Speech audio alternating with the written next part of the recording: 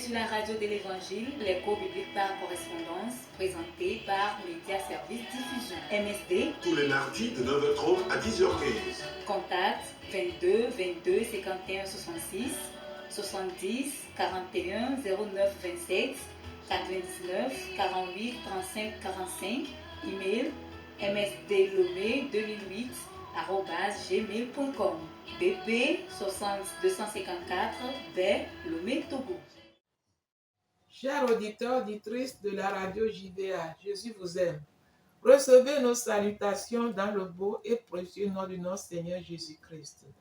Vous êtes accompagnés des missionnaires Emmanuel et Diamant Aoudja dans votre émission MSD Média Service Diffusion. Nous sommes toujours dans notre grand thème, l'Église est une école, dont le sous-thème que nous avons tiré dessus aujourd'hui, c'est le choix du conjoint. Nous allons parler du choix du conjoint et nous allons commencer par la prière. Seigneur, notre Dieu, notre Père, au nom de Jésus-Christ, nous te disons merci pour cette assise. Nous recommandons toutes les auditeurs et les auditrices entre tes saintes mains. Dispose leur cœur à écouter, Seigneur, ton cœur, ta parole, ton enseignement qui va leur faire du bien. Seigneur Dieu, c'est ta parole. Accompagne ta parole avec puissance et miracle et que quelqu'un puisse comprendre quelque chose aujourd'hui concernant le choix du conjoint. Dieu vivant et vrai. Nous recommandons la partie technique entre tes saintes mains, ainsi que nous qui sommes au studio et celui qui est aux caméras aussi, soit avec nous du début jusqu'à la fin, dans le nom de Jésus-Christ. Amen. Amen. Donc, aujourd'hui, nous voulons parler du choix du conjoint. Le choix du conjoint, le chemin qui conduit au mariage. Le mariage, l'engagement sincère d'un homme et une femme qui décident de s'unir pour la vie. Alors, il faut des principes de vie pour un mariage épanoui et durable. Un bon choix, c'est un succès dans le mariage. Nous voulons parler du choix du conjoint. Et nous savons que si Dieu demande aujourd'hui à plusieurs couples de refaire leur choix, si possible, nous allons voir que beaucoup ne vont pas hésiter à le faire. C'est dû à un mauvais choix. Alors, Dieu qui a créé le mariage, un chemin sans retour, il a donné aussi des instructions claires pour aboutir au mariage ou bien pour en arriver à un mariage épanoui. Donc aujourd'hui, nous allons parler du choix du conjoint. Nous savons que ça concerne tout le monde, même ceux qui sont déjà mariés. C'est vrai, c'est bon quand tu connais là où tu as été la pierre et tu peux aussi corriger quelque chose. Et aussi, par toi, tu peux aussi aider les jeunes qui sont avec toi. Donc, un bon choix nécessite, un mariage réussi, un mariage épanoui nécessite un bon choix. Alors, comment choisir son futur conjoint? Comment choisir son futur conjoint? Quand on parle du choix de conjoint, il y a 3 choses qui sont impliquées. Premièrement, les yeux pour regarder et voir. Deuxième chose, les pensées pour réfléchir. Troisième chose, le cœur pour décider. Le cœur pour décider. C'est pourquoi nous allons voir comment nous devons choisir notre futur conjoint. Le choix du conjoint, c'est une responsabilité à laquelle chaque jeune garçon ou jeune fille doit faire face. Un conjoint, c'est un ami proche ou un camarade le plus proche de la vie d'une personne. Et c'est ce que Dieu a appelé dans Genèse 2:18 son vis-à-vis. C'est dans certaines versions. Mais malheureusement, beaucoup ont perdu cette vision de Dieu et se fuient ou se réfugient dans ces passages qui parlent de la vocation du célibat. Ils oublient aussi ce qu'a dit la parole dans l'Ancien Testament dont surgit cette question. Ne sais-tu pas qu'un peut en vaincre 100 et de 10 000? Dans Ecclésiaste 4, versets 9 à 12, deux valent mieux qu'un parce qu'ils tirent un bon salaire de leur travail. Verset 10, car s'il tombe, l'un relèvera son compagnon. Si quelqu'un est plus fort qu'un seul, les deux peuvent lui résister. Ces réalités qui rejoignent le cœur de Dieu dans Genèse 2, 18. Il n'est pas bon que l'on soit seul. Genèse 1, verset 28. Dieu les bénit. Et Dieu l'a dit, soyez féconds, multipliez, remplissez la terre et assujettissez-la. Ces vérités nous montrent que Dieu a créé chacun avec un besoin, un désir d'avoir un trait proche, intime, qui nécessite un bon choix. Alors, comment choisir son futur conjoint? Comment découvrir celle ou celui que Dieu m'a destiné? Certainement qu'elle ou il se trouve quelque part sur la planète que Dieu connaît bien. Le plus beau de tous ou la plus belle de toutes. Alors que ces idées ou sentiments naissent, nous devons les porter devant le Seigneur par la prière. Il nous préparera chacun de son côté à grandir en maturité en attendant le moment de notre rencontre. Le jeune garçon ou la jeune fille doit savoir que nous sommes créés corps, âme et esprit. Par conséquent, pour qu'un couple soit solide et épanoui, il doit vivre une alliance à 3 niveaux. Il doit vivre une alliance à 3 niveaux. Et nous allons voir les 3 niveaux.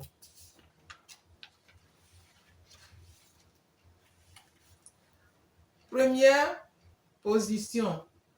Comprendre que dans le plan de Dieu, un garçon et une fille qui envisagent de s'unir pour la vie doivent bien sûr se plaire. Ils doivent se plaire, s'apprécier, se désirer physiquement. Ça, c'est le premier lien, le lien du mariage au niveau du corps.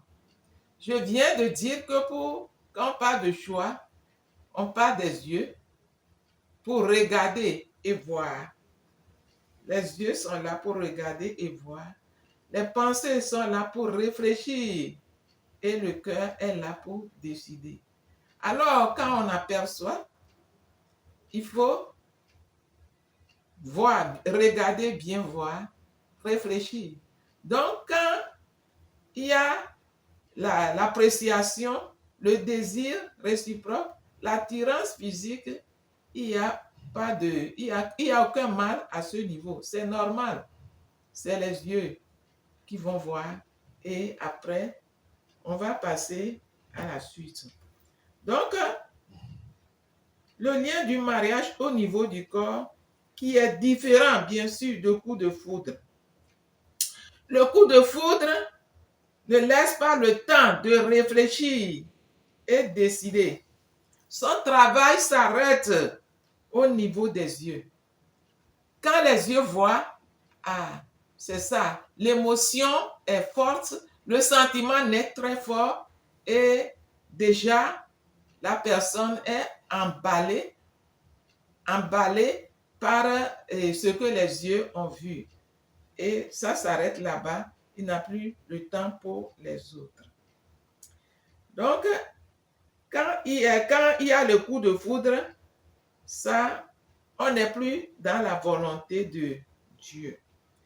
Elle a une derrière. Qu'est-ce que le coup de foudre attend dire? Elle a une derrière très intelligente. Elle a une belle poitrine. Elle a une belle allure. Elle est mignonne. Des choses. Elle est vraiment semblable à la lune. Elle est attirante. Ça va. Et on se jette dessus.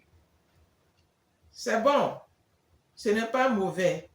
Mais autre chose qui est là, c'est que on fait ce choix selon la chair, avec ses yeux, et on peut dire que cette personne marche avec un seul pied. Elle marche avec un seul pied parce que c'est ses yeux seulement qui ont fait tout et il n'a pas laissé la place aux autres de décider. Maintenant, si on voit que cette personne marche avec un seul pied, quand viendra le temps de marcher avec 2 pieds, qu'est-ce qu'il va faire? Parce que le temps viendra pour marcher avec 2 pieds. Qu'est-ce que cette personne va faire? Le temps viendra pour courir. Parce que le choix est fait et on passe déjà à l'acte. Le temps viendra pour courir. Tu ne peux pas courir avec un seul pied. Le temps viendra pour le rôle de deuxième pied. Tu ne peux pas le faire. Tu seras limité. Tu seras limité parce que ce n'est pas ce que Dieu a dit et ce n'est pas la volonté de Dieu comme ça pour un bon choix. Nous parlons d'un choix selon la directive claire de Dieu.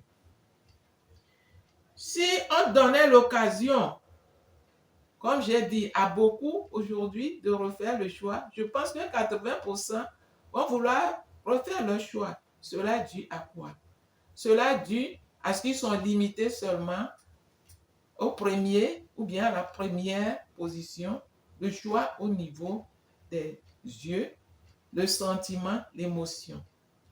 Maintenant, Dieu dans son amour, lui, il nous prépare pour rentrer dans un mariage épanoui, réussi. Il a tracé des voies que nous devons suivre. Nous devons suivre la directive de Dieu. Seconde position. C'est vrai, vous êtes vus, il y a l'attirance, il y a l'appréciation, mais il faut aussi que vous connaissiez, vous étudiez davantage. Alors, ils doivent être les meilleurs amis au monde. Non seulement avant le mariage, mais surtout, tout au long, durant le temps de mariage, ils doivent être les meilleurs amis au monde. Alors, ils se compléteront harmonieusement sur le plan psychique. Quant aux objectifs poursuivis, quant à la manière de penser et de ressentir les choses, il sera bon qu'ils puissent rire et pleurer ensemble, se divertir et apprendre à s'enthousiasmer et travailler côte à côte avec plaisir. C'est le lien, c'est l'attachement au niveau de l'âme. Cette deuxième position, ça, c'est l'attachement au niveau de l'âme. Et puisqu'ils doivent être des meilleurs amis au monde, durant tout leur chemin, ils doivent apprendre à se connaître. À se connaître. Et ils doivent avoir le temps de s'étudier. C'est pourquoi nous avons dit qu'ils seront plus ensemble, ils vont faire des choses ensemble à la lumière des autres. Ils seraient ensemble, peut-être dans une même assemblée, dans le lieu d'adoration ou bien dans les lieux d'études. Ça dépend là où ces personnes seront souvent plus ensemble. Et ils auront le temps de s'observer, de s'apprécier. Savoir ou connaître plus l'autre, c'est très important. Voir si ton ami, nous parlons de l'amitié saine. L'amitié saine ici parce que nous sommes dans le plan de Dieu. Ils doivent savoir qu'ils sont des meilleurs amis. Connaître, savoir que l'autre, s'il est malade, comment il arrive à se prendre. S'il est dans un problème ou bien devant un problème, comment il gère ses problèmes. S'il est devant l'échec, comment il gère son échec. S'il y a une situation, comment il prend sa responsabilité. Savoir que ton ami, il est compatissant, il a quelqu'un qui écoute les gens, il a le temps pour les autres. Lorsque tu es malade, est-ce qu'il te rend visite? Est-ce qu'il partage tes sentiments avec toi? Est-ce que c'est quelqu'un de proche ou bien c'est quelqu'un de loin? Est-ce que c'est quelqu'un qui est prêt pour prendre en charge une personne? Est-ce que c'est quelqu'un qui est généreux? Parce que notre Dieu est généreux. Il y a des gens qui sont vraiment mesquins. Il y a des gens qui sont avares. Il y a des gens qui ne donnent, c'est-à-dire, il y a des gens qui ne peuvent pas partager. Là, quand vous êtes des amis sains, vous allez pouvoir vous connaître davantage. Vous allez découvrir le vrai caractère de ces choses. Tout le monde a passé par l'étape d'amitié. Depuis sur les bancs, nous avons des amis et nous tissons des amitiés. Lorsque ton ami est malade, est-ce que tu es sensible? Lorsque ton ami est dans un manquement, lorsque ton ami est devant une situation, est-ce qu'il partage ça avec toi? Est-ce que cette personne, il désire avoir le temps avec toi? Lorsque tu ris, est-ce qu'il aime se réjouir avec toi? Lorsque tu es dans une situation de tristesse, est-ce qu'il vit cela avec toi? Ça nous aide beaucoup. Et ce n'est pas encore fini. Il y a aussi une autre étape. Dans la troisième position que nous allons voir, la troisième position, c'est sur le plan de l'esprit. C'est sur le plan de l'esprit. La Bible nous dit, le couple, selon Dieu, se complète au niveau de son appel, sa vocation, son ministère et ses dons. Et c'est là aussi la corde à trois brins qui ne se rompent pas facilement, dont parle Ecclésiaste 4, verset 12. Donc, troisième position, c'est sur le plan de l'esprit. Est-ce que cette personne, elle aime aussi Dieu? Elle est décidée pour servir Dieu? Est-ce qu'elle est persévérante? Est-ce qu'elle fait des sacrifices pour œuvrer aussi pour l'avancement du royaume de Dieu? Est-ce que cette personne, son cœur est attaché à Dieu? Parce que lorsque toi tu aimes Dieu et que lui, il n'a pas le temps de Dieu ou bien elle n'a pas le temps de Dieu, c'est le temps d'amitié que vous allez savoir. Lorsque vous êtes des amis sains, sans convoitisme, on se partage tout. Les amis même se partagent des choses plus que les frères, plus que les sœurs. Donc, en ce moment, ça vous aide à savoir déjà celui ou celle avec qui tu tisses ton amitié. Et ce n'est pas encore fini. Et s'il arrive que vous vous connaissez comme ça, vous êtes des bons amis et que cette amitié est durable, en tout cas, Dieu va conduire le reste. Donc, nous sommes en train de parler du lien à trois niveaux. Premièrement, c'est le lien du mariage au niveau du corps. Deuxième chose, c'est le lien, l'attachement au niveau de l'âme. Et troisième chose, c'est l'attachement au niveau de l'esprit. Parce que c'est ces trois choses qui sont impliquées pour avoir un foyer épanouissant. Alors, nous sommes en train de parler du choix du conjoint. Nous allons voir que toute chose, en tant qu'enfant de Dieu, nous allons toujours impliquer Dieu dedans. Et nous allons donner quelques exemples de prières qu'un enfant de Dieu sera en train de faire pour aboutir à un bon choix. Chacun a sa manière de porter ce fardeau devant le Seigneur. Mais quelqu'un peut dire, oh Père, place mon partenaire devant moi sur mon passage. Ce serait sa prière, le désir de son cœur. Oh Père, place mon partenaire devant moi ou bien sur mon passage. Oh Dieu, crée l'occasion de notre rencontre. Seigneur, montre comment là où le distinguerai-je des autres. Donne-moi la conviction que c'est elle ou c'est lui. Seigneur, rapproche-nous ou crée un climat d'approche, car cela ne peut être possible que par le contact, le dialogue ou la communication. Donc, nous le faisons ainsi. Quelqu'un dira, pourquoi encore toute chose, je suis déjà marié. C'est pour éviter trop de surprises dans le foyer. Je viens de dire que toi, tu es déjà dans le foyer et que tu connais là où tu as été la pierre avant de tomber devant. Ça peut t'aider aussi à corriger quelque chose dans ta vie. Donc, à la suite de ces 3 étapes que l'homme a vues, toutes ces valeurs et ces conséquences, il peut être convaincu que c'est une personne pour laquelle je peux prier. Je peux la porter devant Dieu pour avoir aussi l'approbation de Dieu.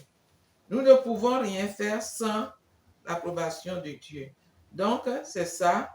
Après avoir mûri tes idées, tu commences par la prière. Maintenant, quels moyens Dieu utilise-t-il pour nous éclairer? Est-ce par nos sentiments ou bien par nos réflexions? Ou bien, nous allons encore poser la question, de quelle manière Dieu nous parle-t-il? Par l'usage de notre intelligence ou plutôt par nos sentiments? Quelqu'un dira par nos sentiments. Quelqu'un aussi dira par notre intelligence. Le plus souvent, les moyens de sentiment ne marchent pas dans le domaine du choix du conjoint. Le sentiment peut naître à tout moment, très fort d'ailleurs, et peut disparaître aussi très rapidement, facilement. La façon dont le sentiment naît rapidement, c'est de cette même manière que le sentiment aussi, il peut disparaître facilement. Beaucoup d'expériences ont abouti à l'échec. Dieu nous montre sa volonté au moyen de notre intelligence. Au lieu de te fier à tes sentiments, fais confiance à Dieu et il parlera. Il parlera lorsqu'au moyen de ton intelligence, tu éprouveras la qualité de ton amour pour ce jeune garçon ou cette jeune fille. Question à poser. Quelle est ta motivation? Quelle est la motivation de ta vie? La Bible nous dit, fais de l'Éternel tes délices et il te donnera ce que ton cœur désire. Psaume 37, verset 4. Vouloir son conseil pour réussir son mariage implique de faire passer Dieu devant celui-ci. Et c'est une condition pénible et presque impossible pour ceux qui voient Dieu comme un être humain, qui est contre joie. Mais c'est un privilège immense pour ceux qui savent que Dieu est un océan de bonté. Sa bonté est trop grande pour ne pas t'atteindre. Il est passionnant, dynamique, innovant et spirituel.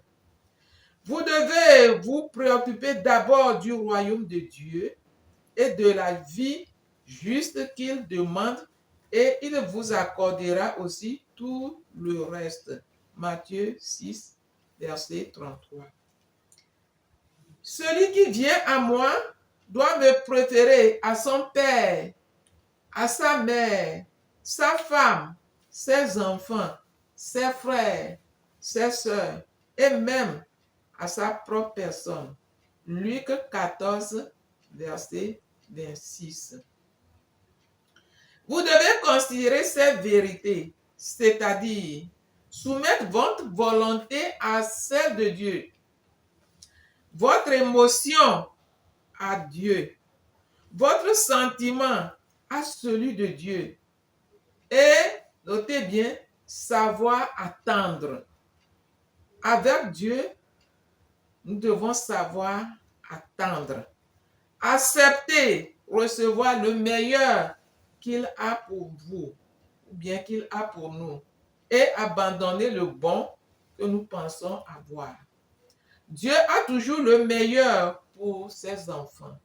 Mais ce que Dieu demande, c'est de soumettre nos émotions à lui, nos sentiments à lui, et savoir attendre. Parce que Dieu, il est roi, il est père. Si nous voulons avoir la volonté de Dieu, nous devons être patients et accepter, recevoir le meilleur que Dieu a pour nous et abandonner le bien que nous pensons avoir. Pourquoi nous devons abandonner le bon que nous pensons avoir pour recevoir le meilleur de nous? Nous sommes limités. Nous sommes très limités. Mais Dieu, il est illimité. Dieu voit dans le cœur de tout le monde. Et Dieu, il voit plus loin. Toi, dans ton choix, tu vois aujourd'hui. C'est vrai que tu l'as vu, il est persévérant, il est actif, mais Dieu voit plus loin. Il voit aujourd'hui et l'avenir. C'est pourquoi nous avons besoin d'attendre sa volonté. Votre amour pour Dieu doit dépasser, surpasser votre amour pour le mariage. C'est ça qui va permettre de pouvoir attendre, accepter la volonté de Dieu. Notre amour pour Dieu doit dépasser, surpasser même notre amour pour le mariage. Nous avons vu que Jésus-Christ, pleinement Dieu et pleinement homme, a accepté sa condition de célibat. Il s'était bien épanoui. Il n'a pas exigé de son Père de lui donner une âme sœur avant d'entrer dans son ministère. Il savait que le plan de Dieu lui réservait quelque chose de meilleur, une alliance éternelle avec le peuple de Dieu tout entier. Bien que le mariage est une aventure passionnante, il faut d'abord demander à Dieu son choix pour votre vie. C'est vous assurer d'entrer dans le meilleur. C'est poser un fondement bien plus sûr que de choisir par vous-même le mariage ou le célibat. L'essentiel, c'est lui demander de bénir votre choix. En parlant du célibat, Paul écrit: je préférerais que tout le monde soit comme moi, mais chacun a le don particulier que Dieu lui a accordé. L'un ce don-ci, l'autre ce don-là. 1 Corinthiens 7, verset 7. Ces deux passages nous montrent que le mariage est un don, tout comme le célibat est un don. Être prêt au célibat est une bonne préparation au mariage. Être prêt au mariage est une bonne préparation au célibat.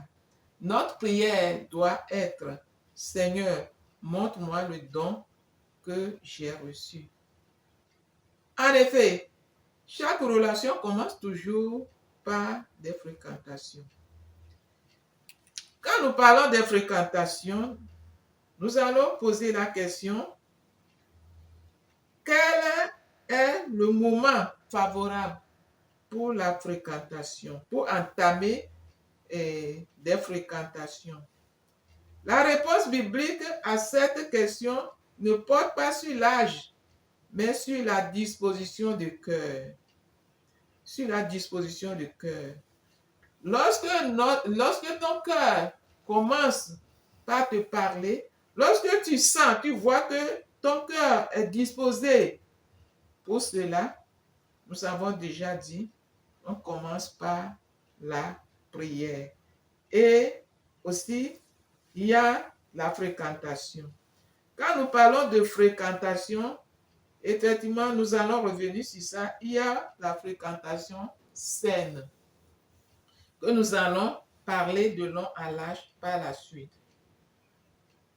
Certaines personnes aujourd'hui dans le foyer se souviennent des années gâchées pour des fréquentations pénibles, des espoirs déçus, des séparations amères. On essaie de justifier ces périodes en leur attribuant valeur d'expérience et de maturité.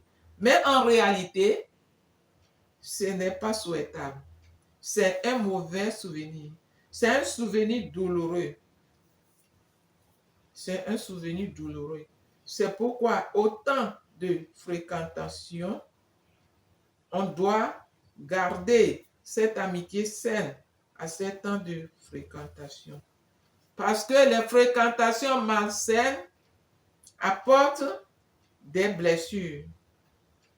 Nos amis, nos parents même nos responsables peuvent nous dire, il est normal d'avoir presque en permanence ou une petite amie ou bien un petit ami. Cependant, trouver quelqu'un, fréquenter, se disputer, se séparer, pour ensuite trouver quelqu'un d'autre n'est pas obligatoire, ni même éducatif, mais plutôt usant, frustrant et même blessant, laissant des cicatrices profondes qui peuvent mettre des temps, des années à guérir ou à ne pas être guéri même du tout.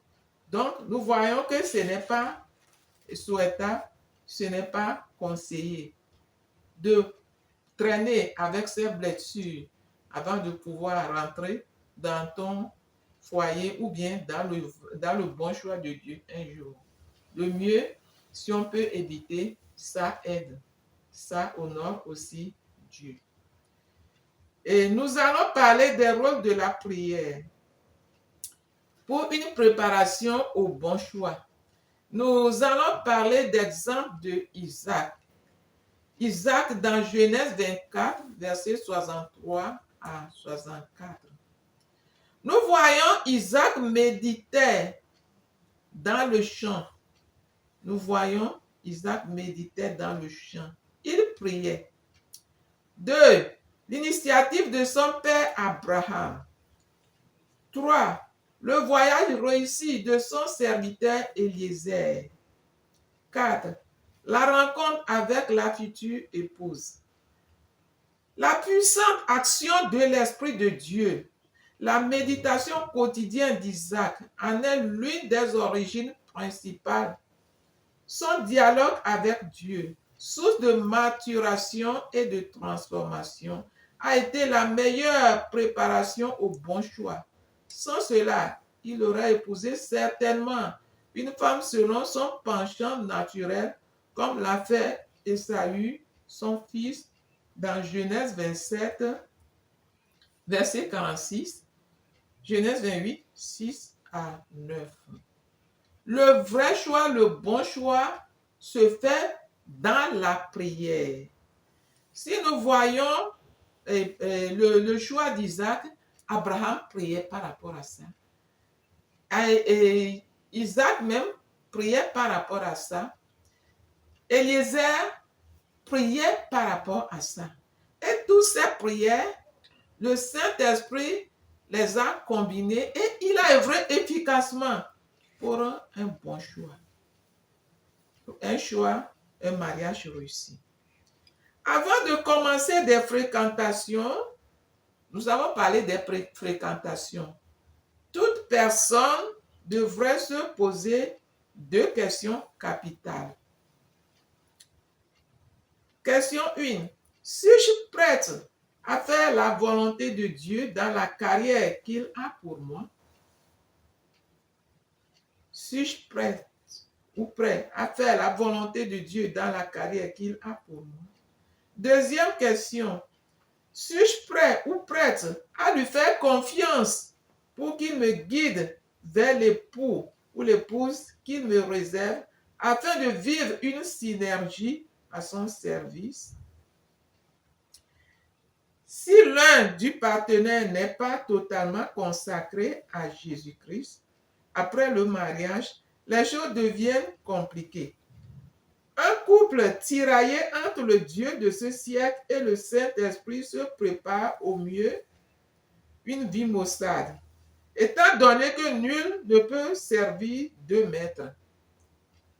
Car ou il haïra l'un et aimera l'autre, ou il s'attachera à l'un et méprisera l'autre. Matthieu 6, verset 24. Le but de tout chrétien n'est pas d'être dans la volonté permissive de Dieu qui manifeste une grande tolérance de comportement non conformiste, mais dans sa pleine volonté. Beaucoup suggèrent aujourd'hui que le rôle de Dieu est de bénir ce que les hommes ont uni. Et de sa bonté et de son humilité, il le fait. Mais Jésus a dit que l'homme ne sépare pas ce que Dieu a uni. Matthieu 19, verset 6. C'est à vie. Cependant, certains disent, y a-t-il seulement une personne sur la terre que Dieu a prévue pour moi? Ça, c'est une question et une réponse entre toi et Dieu. D'autres diront, je pense être appelé au mariage, mais je ne trouve personne. Dieu, quand il t'a donné le don de mariage, il a quelqu'un pour toi, qu'il est en train de travailler, il est en train de préparer pour toi. Nous venons de dire que nous allons attendre à Dieu, nous allons écouter Dieu, nous allons mettre Dieu devant. D'autres personnes, ils ont déjà une idée arrêtée. Ils ont une idée arrêtée pour leur mariage. Si tu as déjà une idée arrêtée, tu ne peux plus recevoir ce que Dieu a pour toi. Tu ne peux plus écouter Dieu. Tu ne peux plus attendre la volonté de Dieu. Et puisque c'est Dieu qui a décidé, ou bien il a créé le mariage, si nous voulons vraiment faire un choix selon le plan de Dieu, nous devons éviter d'avoir des idées arrêtées. Et nous devons éviter aussi de mettre devant nos propres sentiments. On ne se marie pas par sentiment, mais plutôt par amour et par l'obéissance à Dieu. Lorsque tu vas mettre ton sentiment devant, tu vas avoir pitié de quelqu'un. Tu n'es pas Dieu pour sauver, tu n'es pas Jésus pour sauver. Lorsque tu vas vouloir le sauver par pitié, en le prenant en mariage, tu vas sentir, tu vas voir, tu vas savoir que tu n'es pas Dieu. Tu vas savoir que tu n'es pas le Saint-Esprit. Tu vas savoir que tu as failli le fait de prendre la place de Jésus pour vouloir sauver quelqu'un. Dieu connaît la situation de tout le monde. Dieu a la solution pour le problème de tout le monde. Dieu ne t'a pas destiné pour cela, surtout pour ton mariage. Donc, nous sommes en train de parler du choix du conjoint. Nous voulons aussi donner quelques exemples pour quelqu'un qui est en train de se préparer au bon choix. Nous allons voir l'exemple de Rebecca, qui est bon pour les hommes, également pour les femmes. Rebecca prenait soin de son aspect physique. Elle s'est gardée pure sexuellement pour être aimée. Elle est travailleuse et fidèle dans l'ordinaire. Elle était serviable. Elle avait preuve d'initiative et avait du caractère. Elle était courageuse. Genèse 24, 16 à 21. Genèse 24, 16 à 21. Genèse 24, 25. 28, 58. Alors, nous sommes appelés à prier pour notre futur conjoint. Nous chutons comme ça parce que le temps est déjà contre nous. Nous devons prier pour notre futur conjoint. Nous n'allons pas attendre le moment, mais nous devons prier continuellement pour ça. Cette prière s'appuie sur un fait très simple. Si Dieu vous appelle au mariage, c'est-à-dire votre futur époux ou épouse existe quelque part sur la planète, il n'est pas du tout nécessaire de le ou la connaître pour prier pour lui ou bien pour elle. Quelques sujets parmi les multiples possibilités qu'on peut vous suggérer de prier déjà. Ces choix essentiels. La crainte de Dieu. Nous devons prier pour notre futur conjoint qu'on ne connaît pas encore. Nous devons demander à Dieu de mettre sa crainte dans cette personne. Cette personne doit avoir la crainte de Dieu. Ça doit être notre prière, la crainte de Dieu. La certitude. Il y a des gens, ils sont toujours incertains. La certitude. Le temps opportun ou favorable. Le temps opportun ou favorable pour votre rencontre. Le courage. Il y a des gens, ils ne sont pas courageux. On a dit que Rebecca, c'est une femme, mais elle est courageuse. La femme a besoin d'être courageuse. L'homme a besoin d'être courageux. Nous devons prier pour le courage. Sa maturité. La maturité exige le développement du caractère. Le développement du caractère qui exige le caractère de Dieu en cette personne. Le caractère, le vieil homme doit être détruit, laissé, abandonné et développer le caractère de Dieu en cette personne. La fidélité, le service, le zèle, la prise de responsabilité. Troisième point, nous devons prier pour sa santé. Sa santé, la protection, l'épanouissement, la force, la sagesse, la guérison. La santé est très importante. Peut-être ton partenaire, il est déjà là, mais il souffre de quelque chose qui est dissimulé. Peut-être une maladie l'empêche pour pouvoir se lever pour votre rencontre. Toi, tu seras en train de prier ici et Dieu sera en train d'agir là-bas. Nous devons aussi prier pour sa formation. La formation complète, de qualité persévérante, avec des portes ouvertes, couronnées de succès. Il y a des gens, ils n'arrivent pas à commencer quelque chose pour terminer. C'est pourquoi nous parlons de formation complète.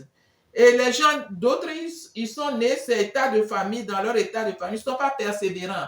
Nous serons en train de prier pour sa persévérance. Et lui sera différent. Nous devons prier pour des portes ouvertes, que les portes soient ouvertes devant lui ou bien devant elle et couronnées de succès.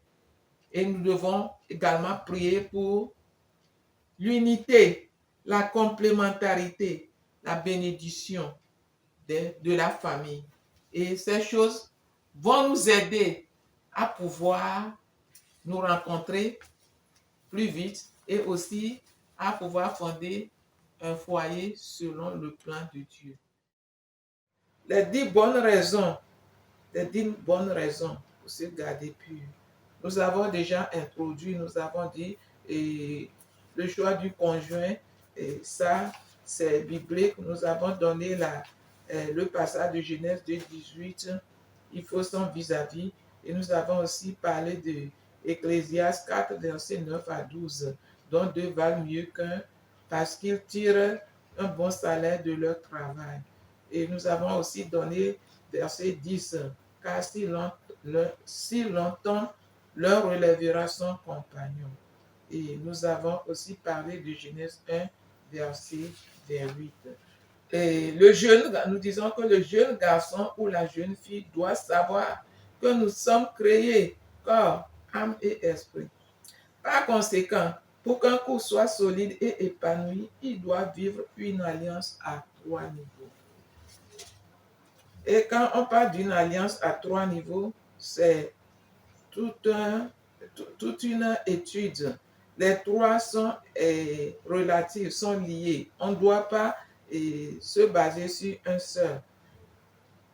Et nous disons que quand on parle du choix du conjoint, il y a 3 choses qui sont impliquées.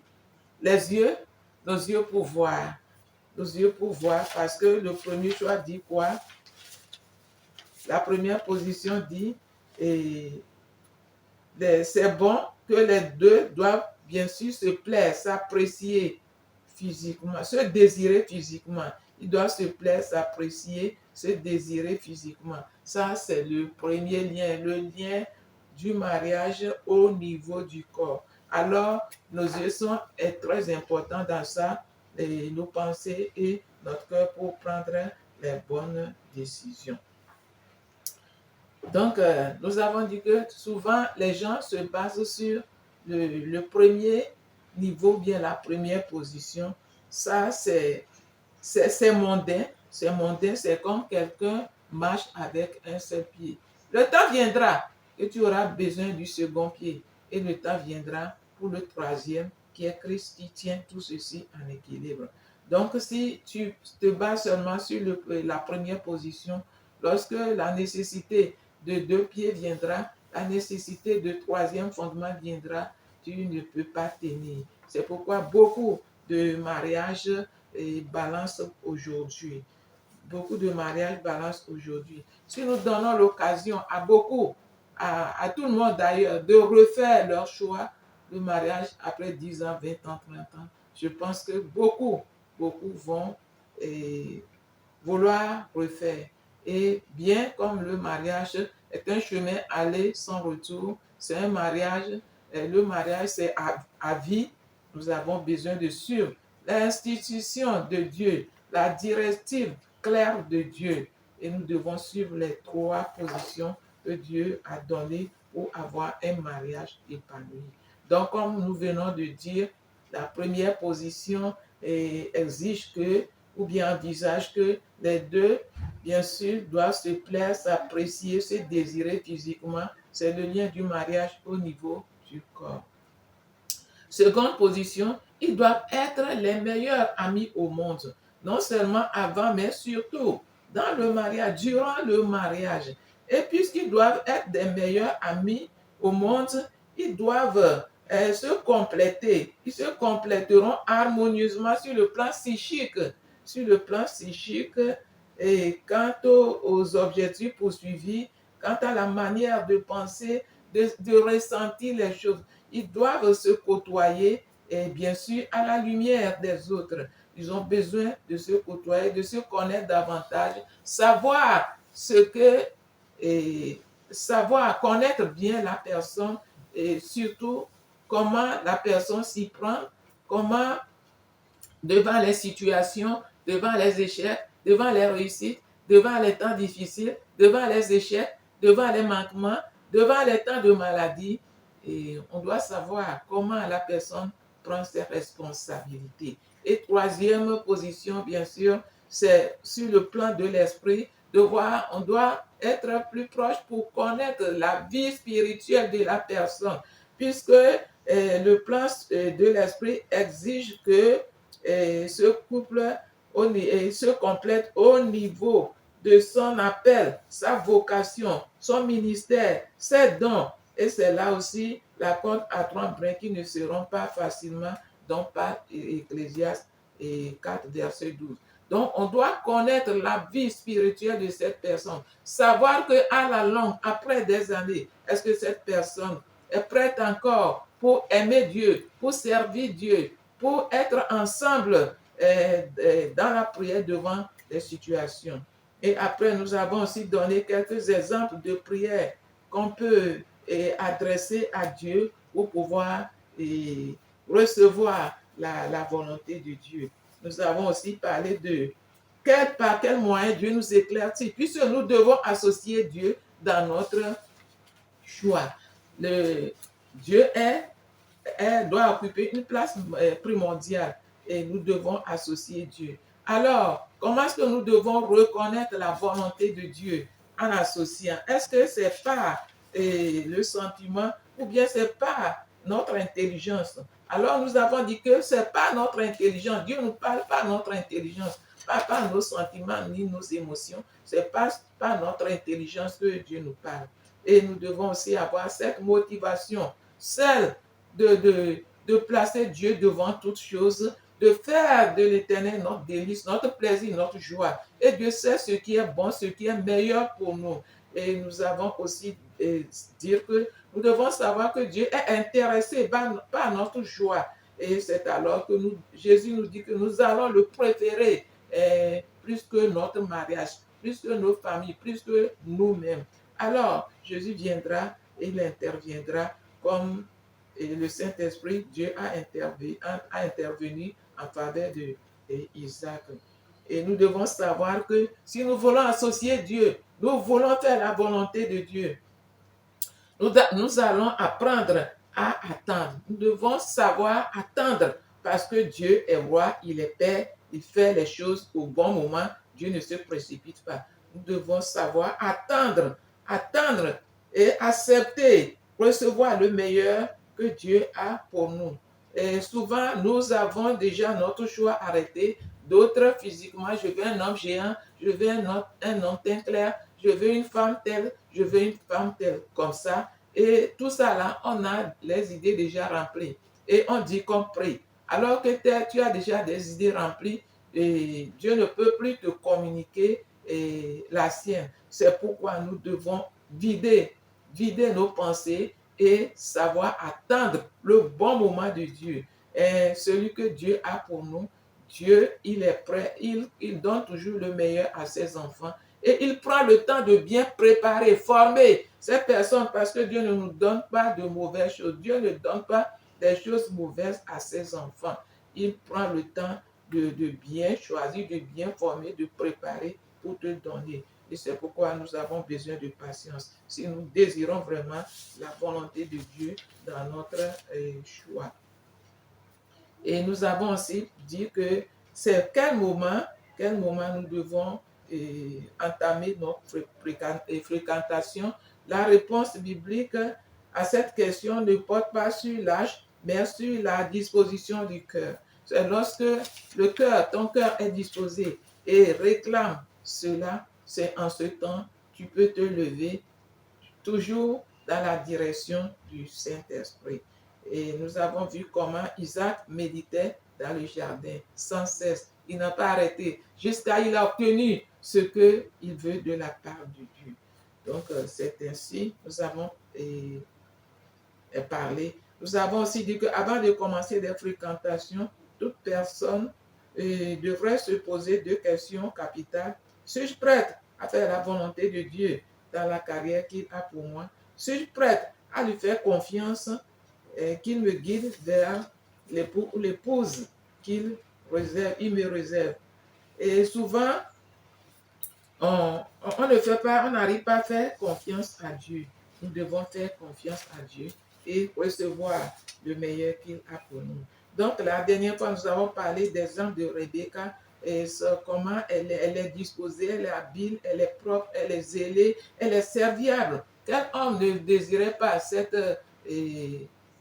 type de femme? Et quelle femme ne désirait pas ce type d'homme? Tout le monde ne peut que désirer celui ou celle qui a toutes ces grandes valeurs que Dieu a données à Rebecca. Nous l'avons vu dans Genèse 24, versets 16 à 21, 24 à 25, 28, 58.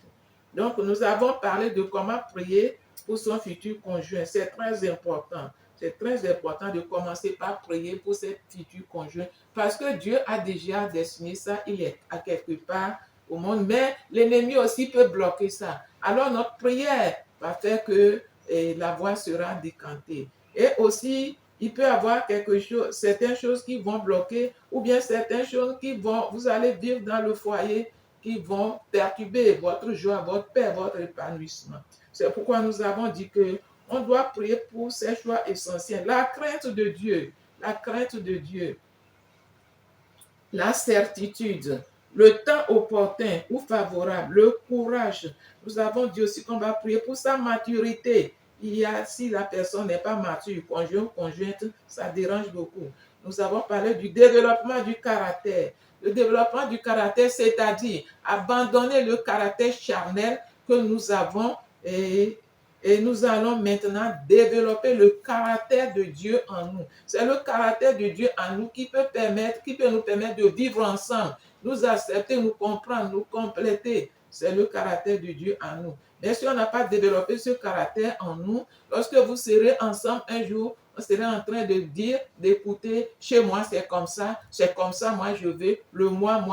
Nous devons continuer par prier pour ça avant même notre rencontre. Nous devons aussi prier pour la santé, la protection.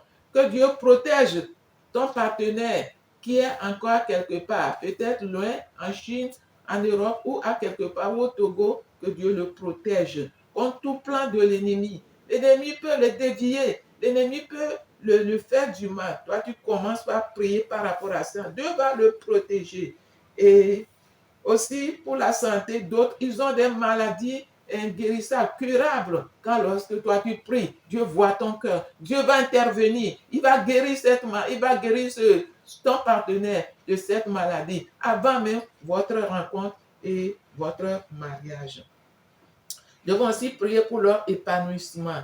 Et la force, la sagesse, la guérison parfaite. Nous devons aussi prier pour sa formation complète de qualité, persévérance, avec des portes ouvertes, couronnées de succès. Il y a des gens, ils commencent quelque chose, ils n'achèvent pas. C'est l'état d'esprit qui règne dans leur famille. Alors que toi, tu es en train d'intervenir, de prier, d'intercéder, Dieu va changer ces choses dans sa vie. Et tu vas trouver un homme fait, un homme à la lumière de Dieu, à l'exemple de Dieu. Il va commencer, il va achever. Que ce soit l'homme, que ce soit la femme, il va marcher dans la volonté de Dieu. Il commence, il achève.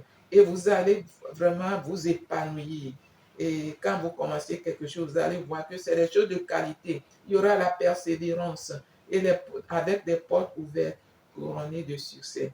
Nous avons aussi dit qu'on va commencer par prier pour sa famille. La famille que vous allez fonder demain. Qu'est-ce que vous attendez de Dieu? L'unité, la complémentarité, à venir, la bénédiction, à venir, radieux, réussir. Nous devons commencer par prier pour ça. On ne doit pas attendre de rentrer dedans et être devant le fait accompli. Lorsqu'on rentre dedans, il y a encore d'autres défis.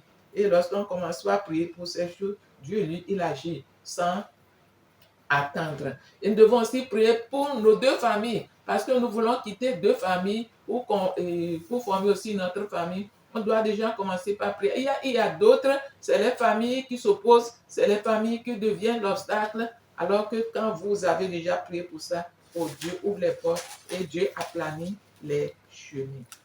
Donc, nous allons parler de être présent sur le champ de bataille. Un mariage réussi, c'est une bataille gagnée et non une évidence. Beaucoup de mariages font naufrage aujourd'hui parce qu'ils se fondent au départ sur un ou deux liens plutôt que trois. Celui qui fait confiance au Seigneur connaît le bonheur. Proverbe 16, 20. Celui qui a trouvé une femme a trouvé le bonheur. C'est une faveur qu'il a obtenue de l'Éternel. Nous sommes tous uniques et nos centres d'intérêt ne sont heureusement pas uniformes. Nous avons également une personnalité bien marquée. De ce fait, nous ne développons pas des amitiés profondes avec tout le monde. Une communion d'esprit harmonieuse dépend d'un appel, d'un engagement et d'un cheminement commun avec le Seigneur. C'est-à-dire, malgré nos personnalités différentes, les limites que notre caractère peut nous conduire à avoir, notre standard trop élevé, un engagement et un cheminement avec le Seigneur, on finira par s'accepter, se comprendre, se supporter, pourquoi pas s'apprécier. Tel jeune garçon trouvera cette jeune fille superbe et très consacrée, mais ses centres d'intérêt et sa vision de la vie familiale rendront difficile, voire impossible, une éventuelle alliance. Telle jeune fille trouvera ce jeune garçon fort, sympathique. Ils seront de bons amis et serviront Dieu avec le zèle, mais il ne lui plaira pas sur le plan physique. La question la plus importante après le salut, c'est le choix du conjoint. Et ceux qui ne le comprennent pas seront tentés de chercher des conseils auprès des gens immatures et sa grande affection pour eux. Comme nous le savons, on ne va pas chez le mécanicien pour se faire arracher une dent. Et encore moins chez le vétérinaire pour se faire opérer. Le conseiller idéal doit être une personne mûre en Christ qui vous connaît bien, vous aime beaucoup et désire réellement que vous réussissiez votre vie et votre mariage. Il est absolument normal qu'une telle personne vous soutienne dans cette étape. Le rôle de ce conseiller ou de ce couple conseiller sera de vous poser les bonnes questions, de répondre aux vôtres et surtout de prier afin de discerner la volonté de Dieu. Il ne s'agit pas pour lui de vous donner des directives. Celles-ci doivent être reçues par vous-même. Mais de partager confirmation ou infirmation au sujet de ce que vous ressentez au plus profond de vous-même. Donc, nous disons qu'il faut de bons conseillers, des gens qui sont déjà martyrs dedans, les gens qui désirent sincèrement votre réussite, les gens qui sont prêts à se sacrifier pour votre réussite. C'est auprès de ces personnes qu'on peut avoir des conseils. À quel moment sera-t-il bon de recevoir ces conseils? Le mieux sera de demander conseil avant de commencer les fréquentations. Pourquoi avant? Parce que lorsque nous fréquentons la jeune fille ou le jeune garçon de notre choix, nos sentiments sont déjà branchés sur 100 000 volts. C'est que l'amour est aussi fort que la mort. Comme la mort aussi, la passion vous tient. Elle est une flamme ardente. Elle frappe comme la foudre. Cantique 8, verset 6b. Une fois l'amour réveillé, le seul conseil supportable et audible à nos oreilles est super, vas-y. Le problème vient alors de notre conscience qui ne nous laisse pas en paix et des doutes qui ne nous laissent pas en paix et des doutes qui nous réveillent la nuit. Nous sommes piégés car nous savons bien que nous aurions besoin de confirmation, mais le oui sonne comme une flatterie et n'est pas rassurant du tout, alors que le non est insupportable.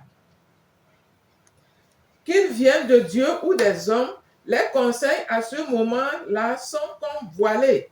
Nous devons savoir que fondement et fréquentation sont complémentaires. Des fondements solides suivis de saines fréquentations épargnent bien des soucis et donnent à la joie sa pleine mesure. Donc, nous venons de dire que les conseils doivent être pris avant ce temps de fréquentation. Parce que c'est difficile. Lorsque l'amour naît, on n'arrive plus à se contrôler et on ne peut plus recevoir ni les conseils des gens matures, ni le conseil de Dieu. Donc, nous devons vraiment le faire avant et ça aide. Et nous avons dit que les fréquentations et les fondements et les fréquentations sont complémentaires.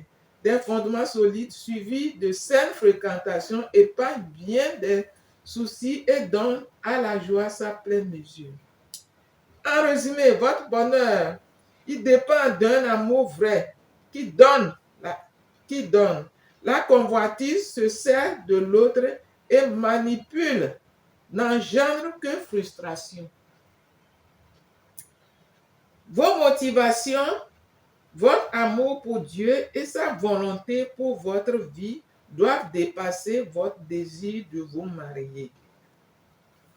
Le célibat et le mariage sont tous deux un don. Demandez à Dieu quel est son choix pour vous. C'est vous assurer d'entrer dans le meilleur. Le moment favorable pour entamer des fréquentations, trouver quelqu'un, fréquenter, se disputer, se séparer, trouver quelqu'un d'autre, fréquenter, etc., n'est pas un cycle inéluctable, ni même instructif, mais usant, frustrant et blessant. Vivre à fond et intelligiblement ces années de célibat sont une bonne façon de se préparer à des fréquentations heureuses. Les 3 rôles de la prière. Une amitié fidèle avec Dieu. Une amitié fidèle avec Dieu est source de maturation et de transformation. C'est la meilleure préparation au bon choix. 2. Votre future épouse ou époux existe quelque part sur cette planète. Il n'est pas du tout nécessaire de là ou le connaître avant de commencer à prier pour lui ou pour elle. Un mariage réussi est une victoire remportée et non une évidence. Les puissances ténébreuses se sentent menacées par les couples engagés qui se lèvent prophétiquement par milliers, afin de vivre une lumière pour Christ dans la société. On épouse un être complet, corps, âme et esprit. Un mariage solide est une alliance à 3 niveaux. Le rôle d'un berger, il ou elle doit être une personne mûre en Christ qui vous connaît bien, vous aime beaucoup et désire réellement que vous réussissiez votre vie et votre mariage. Et nous allons aussi parler des étapes à suivre. Nous allons parler des fréquentations, fiançailles et mariage. Ce domaine est en partie influencé par le contexte socio-culturel. Notons que la Bible parle fréquemment de fiançailles. Fréquentation, fiançailles, mariage n'est donc pas faux. Cette triple progression en connaissance, en assurance et en intimité est source de plénitude et de sécurité. Au fur et à mesure que nous faisons connaissance, notre assurance d'avoir fait le bon choix avec des hauts et des bas auxquels aucun couple n'échappe grandira. L'assurance d'être dans le plan de Dieu donnera naissance à une intimité grandissante. NB. Ne pas mettre mal à l'aise le partenaire le plus réservé. C'est-à-dire ne pas faire violence à sa conscience, ne pas comporter d'attouchements sexuels qui, eux, sont réservés au mariage. Les fréquentations. Elles sont un temps de découverte de l'autre et donnent large part à l'amitié. Elles donnent libre cours de se côtoyer, travailler, étudier, lire ensemble, faire des choses ensemble, se côtoyer en état de fatigue, de stress et en pleine forme, vivre au contact des autres, faire face à des défis financiers ou de santé, jouer, gagner et perdre. Ce serait le temps d'aborder progressivement les grands thèmes de la vie et de confronter ces idées et vues du monde et de l'actualité. L'amour vrai ne peut que se bâtir dans la liberté. Cela dit, la plupart des couples verront leur amitié s'épanouir et leurs sentiments s'approfondir. Bientôt viendra le jour où la pensée du mariage sera aussi naturellement que sérieusement abordée. Et avec elle, le moment de parler de fiançailles.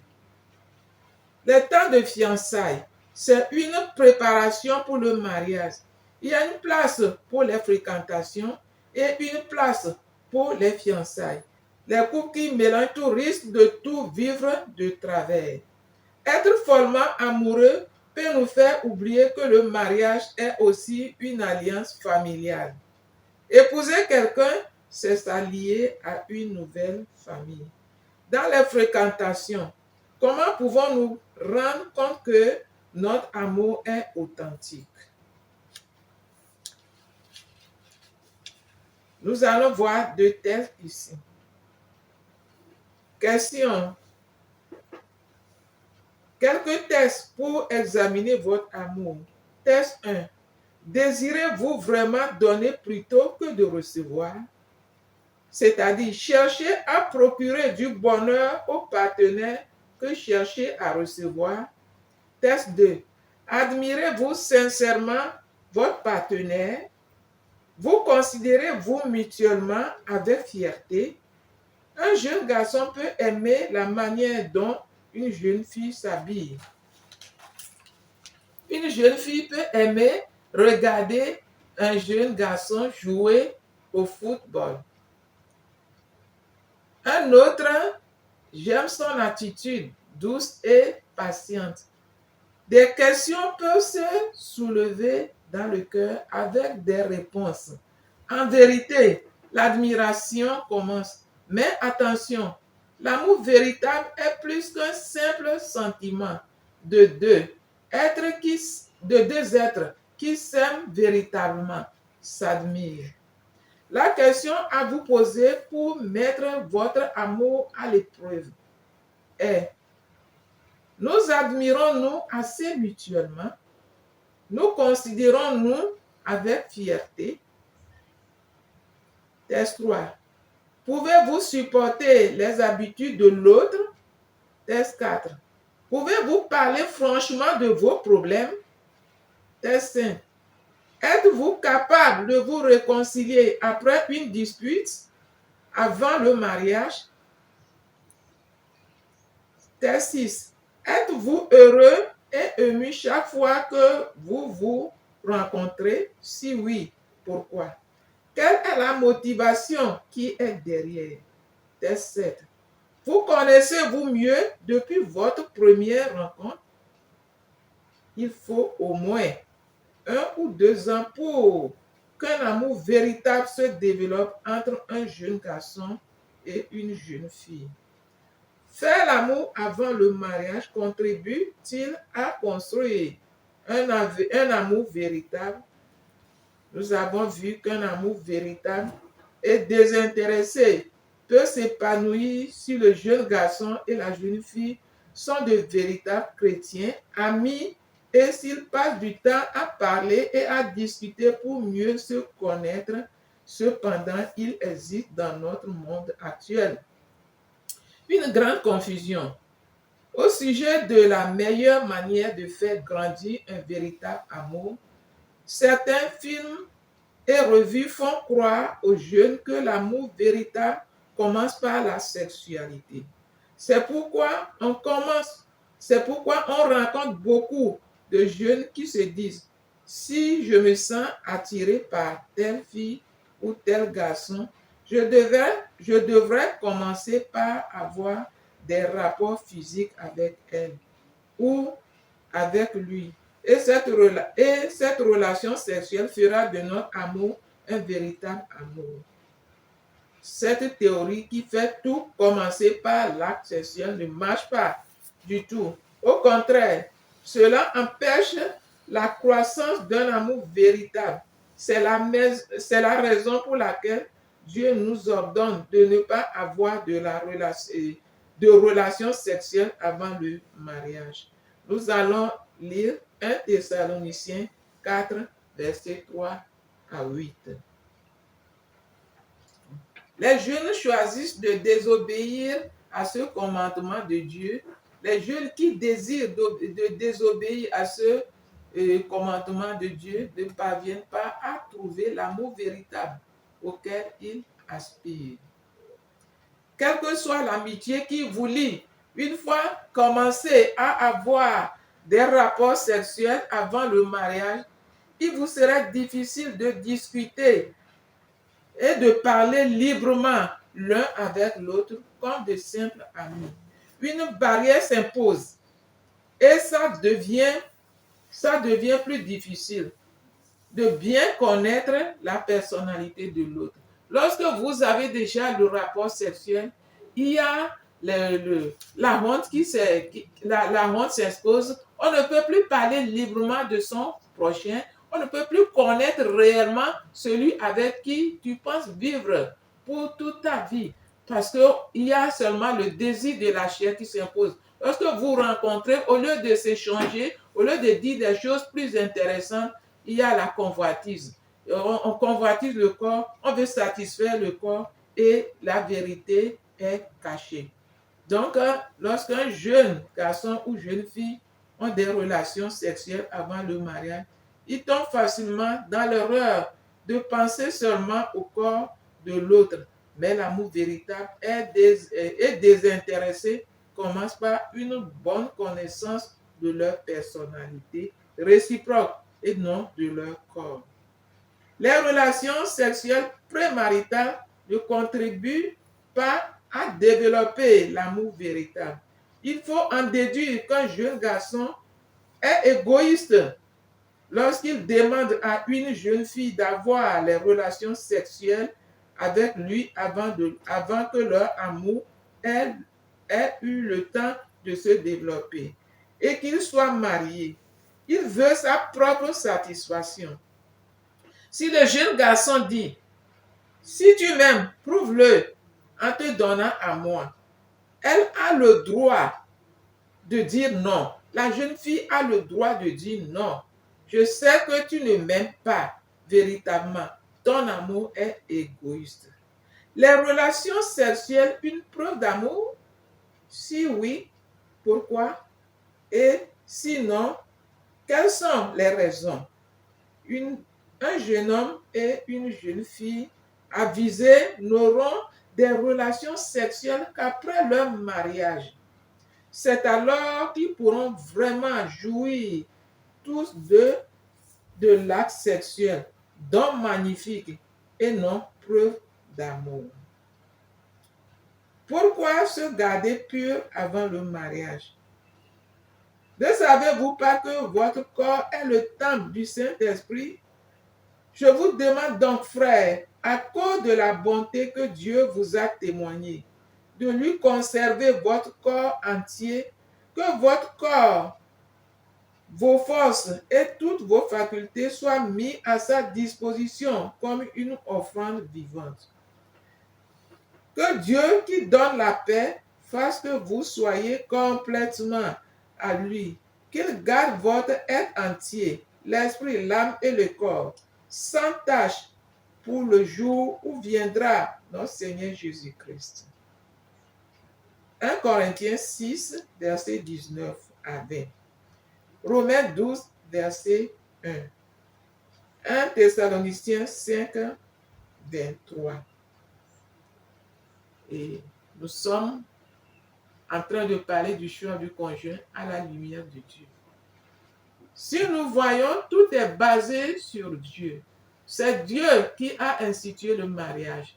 C'est Dieu le faiseur du mariage. Et c'est Dieu qui a tracé les voies à suivre pour en arriver. Dieu, ce n'est pas un Dieu qui fait les choses à tort, à travers, mais c'est un Dieu d'ordre. C'est un Dieu de discipline. C'est pourquoi il veut que ses enfants qui veulent rentrer dans ce plan de bonheur, ce plan à vie, il veut qu'ils suivent sa directive, ils suivent son plan, celui qu'il a tracé. Et lorsque nous suivons cela, nous voyons que nous sommes dans sa volonté entière, pas permissive, mais plutôt sa volonté entière. Et ça aide à vivre un bon foyer, à vivre harmonieusement et dans la paix, dans la joie, à nous épanouir avant même le mariage et aussi après le mariage. Et nous sommes en train de parler sur le choix du conjoint. Le choix du conjoint, le chemin qui mène vers le mariage. Oui, deux personnes qui décident de s'unir pour la vie doivent faire un bon choix. Un choix à la lumière de la Bible. Un choix dans la volonté, selon la volonté de Dieu. Prince Derek disait, et il a écrit dans son livre, un de ses livres, que Dieu est le faiseur du mariage. Le faiseur du mariage, il a donné des institutions claires pour aboutir à un mariage épanoui, un mariage réussi. Donc, nous avons besoin de faire un bon choix. Nous avons parlé de 16 points qui mènent à un bon choix. Nous continuons sur certains points parce que nous avons besoin d'avoir un mariage épanoui, un mariage réussi. Et nous devons suivre les institutions claires, les directives du faiseur de mariage. Nous avons parlé de certains points. Nous allons encore parler un peu des étapes à suivre. Les étapes à suivre pour aboutir à un mariage. Fréquentation, fiançailles, mariage. Ce domaine est en partie influencé par le contexte socio-culturel. Notons que la Bible parle fréquemment de fiançailles. Fréquentation, fiançailles, mariage n'est donc pas faux. Cette triple progression en connaissance, en assurance et en intimité est source de plénitude et de sécurité. Au fur et à mesure que nous faisons connaissance, notre assurance d'avoir fait de bons choix avec des hauts et des bas auxquels aucun couple n'échappe grandira. L'assurance d'être dans le plan de Dieu donnera naissance à une intimité grandissante. Ne pas mettre mal à l'aise le partenaire le plus réservé, c'est-à-dire ne pas faire violence à sa conscience, ne pas comporter d'attouches sexuelles qui, eux, sont réservées au mariage. Donc, nous parlons des fréquentations. Elles sont un temps de découverte de l'autre et dont l'âge part à l'amitié. À l'amitié, elles donnent libre cours de se côtoyer, travailler, étudier, lire ensemble, faire des choses ensemble. Se côtoyer en état de fatigue, de stress ou en pleine forme. Vivre au contact des autres. Faire face à des défis financiers ou de santé, jouer, gagner et perdre. Ce serait le temps d'aborder progressivement les grands thèmes de la vie et de confronter ces idées et vues du monde et de l'actualité. L'amour vrai ne peut que se bâtir dans la liberté. Cela dit, la plupart des couples verront leur amitié s'épanouir et leurs sentiments s'approfondir. Bientôt viendra le jour où la pensée du mariage sera aussi naturellement que sérieusement abordée et avec elle. Le moment de parler de fiançailles. Les temps de fiançailles, c'est une préparation pour le mariage. Il y a une place pour les fréquentations et une place pour les fiançailles.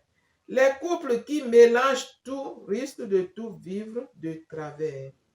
Être follement amoureux peut nous faire oublier que le mariage est aussi une alliance familiale. Épouser quelqu'un, c'est s'allier à une nouvelle famille. Dans les fréquentations, comment pouvons-nous rendre compte que notre amour est authentique? Nous allons parler un peu de fiançailles d'abord parce que nous avons parlé des fréquentations. C'est au moment de fiançailles qu'on prépare le mariage. Au temps de fiançailles, on construit le mariage déposé devant Dieu. On parle de tout et de tout ce que vous voulez, ce que vous pensez et vous soumettez ça à Dieu au temps de fiançailles. Parce que les fiançailles peuvent se rompre même à la veille du mariage. Vous devez exprimer ce que vous pensez, vous voulez, vous désirez et les remettre entre les mains de l'Éternel avant le jour du mariage. C'est pourquoi nous avons besoin de bien vivre ces temps de fiançailles pour qu'il y ait moins de surprises désagréables juste quand on commence le mariage ou bien on se marie. Et nous disons que dans les fréquentations, comment pouvons-nous rendre compte que notre amour est authentique ou pas? Nous avons parlé de quelques tests pour examiner votre amour. Test 1. Désirez-vous vraiment donner plutôt que de recevoir? C'est-à-dire chercher à procurer du bonheur au partenaire que de chercher à recevoir. Test 2. Admirez-vous sincèrement votre partenaire? Vous considérez-vous mutuellement avec fierté? Un jeune garçon peut aimer la manière dont une jeune fille s'habille. Une jeune fille peut aimer regarder un jeune garçon jouer au football. Un autre j'aime son attitude douce et patiente. Des questions peuvent se soulever dans le cœur avec des réponses. En vérité, l'admiration commence. Mais attention, l'amour véritable est plus qu'un simple sentiment. Deux êtres qui s'aiment véritablement s'admirent. La question à vous poser pour mettre votre amour à l'épreuve est: nous admirons-nous assez mutuellement? Nous considérons-nous avec fierté? Test 3. Pouvez-vous supporter les habitudes de l'autre? Test 4. Pouvez-vous parler franchement de vos problèmes? Test 5. Êtes-vous capable de vous réconcilier après une dispute? Parce que ça n'en manque pas. Avant le mariage et après le mariage. Test 6. Êtes-vous heureux et ému chaque fois que vous vous rencontrez? Si oui, pourquoi? Quelle est la motivation qui est derrière? Test 7. Vous connaissez-vous mieux depuis votre première rencontre? Il faut au moins 1 ou 2 ans pour qu'un amour véritable se développe entre un jeune garçon et une jeune fille. Quelqu'un dira pourquoi? Oui, c'est très important parce que vous avez besoin de temps pour se connaître davantage, pour éviter trop de surprises désagréables dans le foyer. Et on ne peut pas connaître quelqu'un, on n'a pas dit qu'on va tout connaître, mais au moins les choses essentielles. On ne peut pas connaître quelqu'un moins d'1 an ou moins de 2 ans. Quelqu'un aussi dira pourquoi, et la réponse à ce pourquoi aussi, c'est que lorsque ça dépasse aussi 2 ans, ce n'est plus bon. L'amour commence par se désapprécier et il y a des choses qu'on commence par découvrir tellement que, ou bien on commence par se désapprécier et ce n'est plus bon que ça dépasse 2 ans. Ça dépasse 2 ans, c'est trop. Et quand c'est trop peu aussi, ça n'aide pas à vouloir atteindre l'objectif. Nous allons entamer faire l'amour avant le mariage. Contribue-t-il à construire un amour véritable? Nous avons vu qu'un amour véritable et désintéressé peut s'épanouir si le jeune garçon et la jeune fille sont de véritables chrétiens, amis, et s'ils passent du temps à parler et à discuter pour mieux se connaître. Cependant, il existe dans notre monde actuel une grande confusion au sujet de la meilleure manière de faire grandir un véritable amour. Certains films et revues font croire aux jeunes que l'amour véritable commence par la sexualité. C'est pourquoi on rencontre beaucoup de jeunes qui se disent: si je me sens attiré par telle fille ou tel garçon, je devrais commencer par avoir des rapports physiques avec elle ou lui, et cette relation sexuelle fera de notre amour un véritable amour. Cette théorie qui fait tout commencer par l'acte sexuel ne marche pas du tout. Au contraire, cela empêche la croissance d'un amour véritable. C'est la raison pour laquelle Dieu nous ordonne de ne pas avoir de relations sexuelles avant le mariage. Et nous avons cité 1 Thessaloniciens 4, 3 à 8. Les jeunes qui choisissent de désobéir à ce commandement de Dieu ne parviennent pas à trouver l'amour véritable auquel ils aspirent. Quelle que soit l'amitié qui vous lie, une fois commencé à avoir des rapports sexuels avant le mariage, il vous serait difficile de discuter et de parler librement l'un avec l'autre comme de simples amis. Une barrière s'impose et ça devient plus difficile de bien connaître la personnalité de l'autre, qui est très importante dans une relation, surtout relation maritale. Lorsqu'un jeune garçon et une jeune fille ont des relations sexuelles avant le mariage, ils tombent facilement dans l'erreur de penser seulement au corps de l'autre. Mais l'amour véritable et désintéressé commence par une bonne connaissance de leur personnalité réciproque et non leur corps. Les relations sexuelles prémaritales ne contribuent pas à développer l'amour véritable. Il faut en déduire qu'un jeune garçon est égoïste lorsqu'il demande à une jeune fille d'avoir les relations sexuelles avec lui avant que leur amour ait eu le temps de se développer et qu'il soit marié. Il veut sa propre satisfaction. Si le jeune garçon dit « Si tu m'aimes, prouve-le en te donnant à moi », elle a le droit de dire non. Je sais que tu ne m'aimes pas véritablement. Ton amour est égoïste. Les relations sexuelles, une preuve d'amour? Si oui, pourquoi? Et sinon, quelles sont les raisons?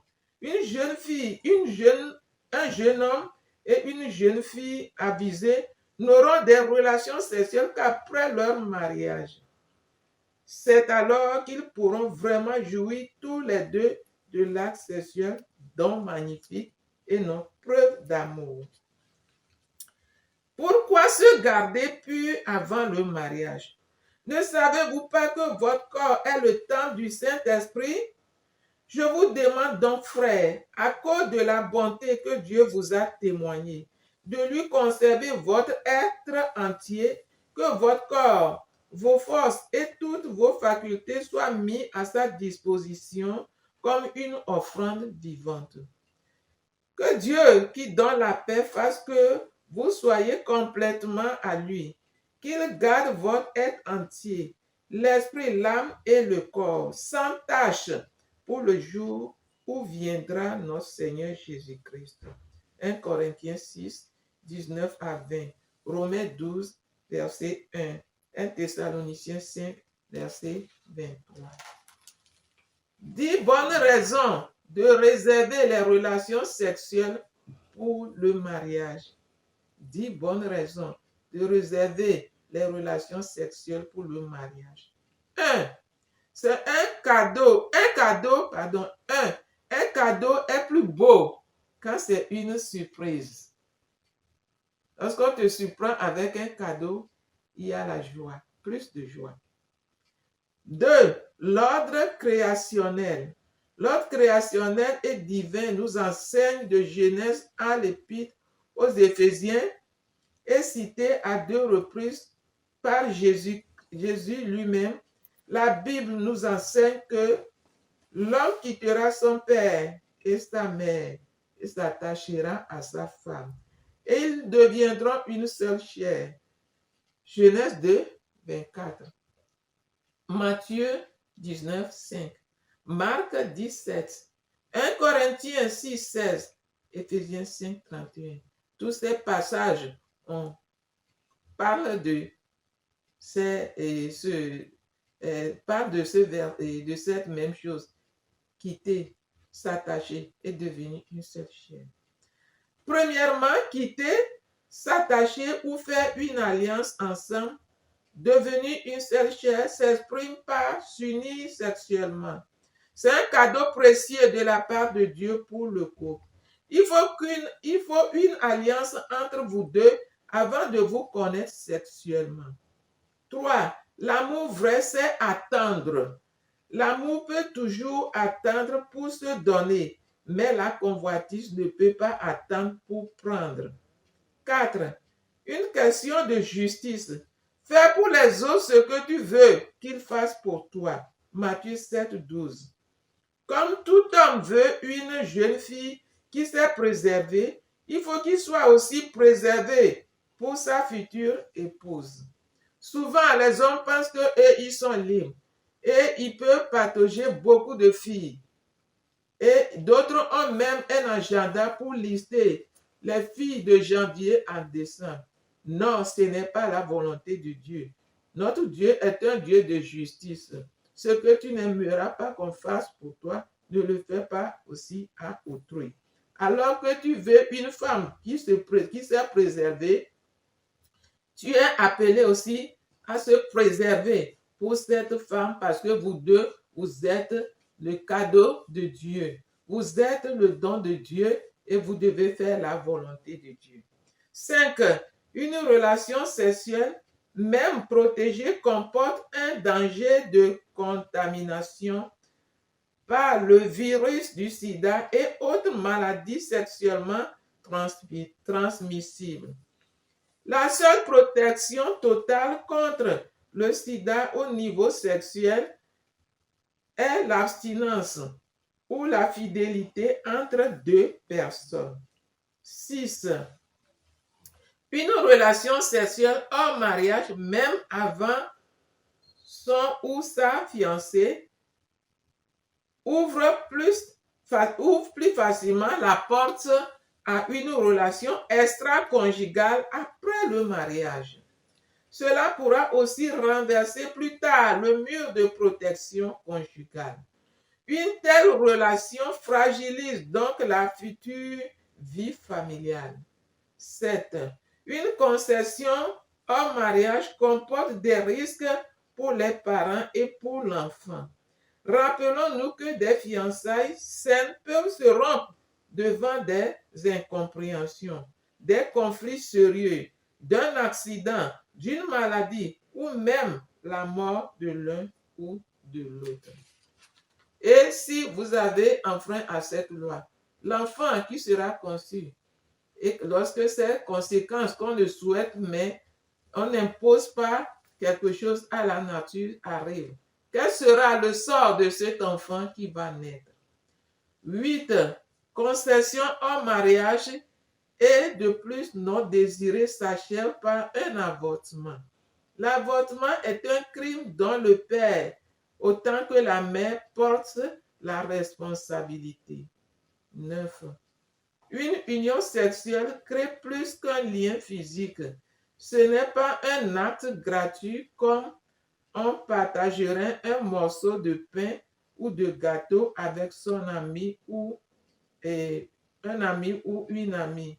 Paul nous fait comprendre qu'elle engendre une alliance, une codépendance qui, hors mariage, a un caractère anormal. 1 Corinthiens 6, verset 16. 10. Une relation sexuelle hors mariage crée un péril moral et spirituel. Ne savez-vous pas que ceux qui méprisent les commandements de Dieu en lésant les droits d'autrui n'entreront pas dans le royaume de Dieu? Ne vous faites pas d'illusions à ce sujet. 1 Corinthiens 6, verset 9. Nous allons parler de comment résister aux tentations. Comment résister aux tentations? Premièrement, avoir un bon fondement de vie de prière. Aimer Dieu plus que soi-même. Préférer Dieu à soi-même. Lorsque nous avons un bon fondement de vie de prière, lorsque nous aimons Dieu plus que nous-mêmes, nous pouvons aimer, nous pouvons faire sa volonté plus facilement. Parce que nous allons inclure Dieu dans tout ce que nous allons faire, nous sommes en train de faire. Nous allons laisser la volonté de Dieu devant la nôtre. Nous allons soumettre notre volonté à celle de Dieu. 2. Apprendre à soumettre ses émotions à l'Esprit de Dieu. Les idées viendront, les sentiments naîtront, mais nous ne devons pas laisser nos émotions dominer notre esprit qui est soumis à l'Esprit de Dieu. Les émotions, les sentiments sont au niveau de l'âme. Nous ne devons pas donner libre cours aux convoitises de la chair. La Bible a été claire que la chair s'oppose à l'esprit. Galates 5, versets 16 à 19. Éphésiens 4, verset 19. Alors que les jeunes sont pleins de vigueur, les parents, l'Église et les responsables doivent les aider à s'investir dans les activités diverses. Le groupe musical, évangélisation, les camps des jeunes, les encourager dans de bonnes choses, la chorale, le sport, l'athlétisme, football, etc. Leur donner le temps de bien s'épanouir dans des différentes activités fructueuses. Ils ont besoin d'utiliser leur énergie. C'est bon qu'ils les utilisent de la bonne manière. Que cela puisse les construire et que cela ne les détruise pas. Les occuper autant que possible parce qu'ils sont forts. L'énergie bouge, il faut les dégager. Lorsque on est passif, on est ennuyé, on trouvera le temps de faire des choses ou penser plus à des choses malsaines. Vous allez voir, souvent on dit que les gens qui sont timides ou bien ils sont trop renforcés sur eux-mêmes, ils font des choses qui ne sont pas normales. Ce n'est pas leur propre volonté, mais puisqu'ils ne s'investissent pas dans de bonnes choses, ils sont obligés de s'investir dans de mauvaises choses. Si des idées viennent, ne gardez pas seul, mais partagez avec vos parents ou des personnes mûres et confiantes. Exprimez le désir que vous ressentez. Voilà la raison pour laquelle nous, les parents, nous devons être amis avec nos enfants. Nous devons tisser l'amitié avec nos enfants pour qu'on puisse s'échanger, qu'il y ait la liberté de s'échanger, de nous dire des choses qui les préoccupent, des choses les choses qui viennent de leur cœur. Mais si les parents sont trop éloignés de leurs enfants, ils sont trop en haut par rapport à leurs enfants, l'enfant ne peut pas l'approcher pour lui dire de ces choses et recevoir leurs conseils. Ils seront obligés d'aller vers leurs camarades et peut-être, malheureusement, il peut aller vers un camarade que lui, il est champion déjà dans des choses malsaines. Il va lui donner de mauvais conseils. Il va lui conduire maintenant à faire des choses qui ne glorifient pas Dieu, qui peut le conduire à la dérive. Mais si nous-mêmes, nous avons tissé l'amitié avec nos parents, nous leur avons donné la confiance, ils viendront vers nous pour nous dire ce qu'ils traversent à ce moment. C'est très important. Donc, nous sommes en train de dire que exprimez le désir que vous ressentez, les jeunes, et allez devant le Seigneur. Soumettez vos pensées à l'Esprit de Dieu.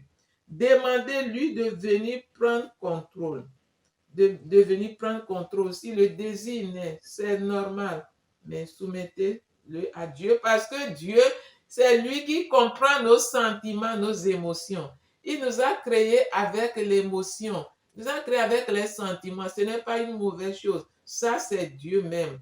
Alors, si nous arrivons à soumettre notre pensée à l'Esprit de Dieu, Dieu nous viendra en aide, il nous dirigera autant que possible.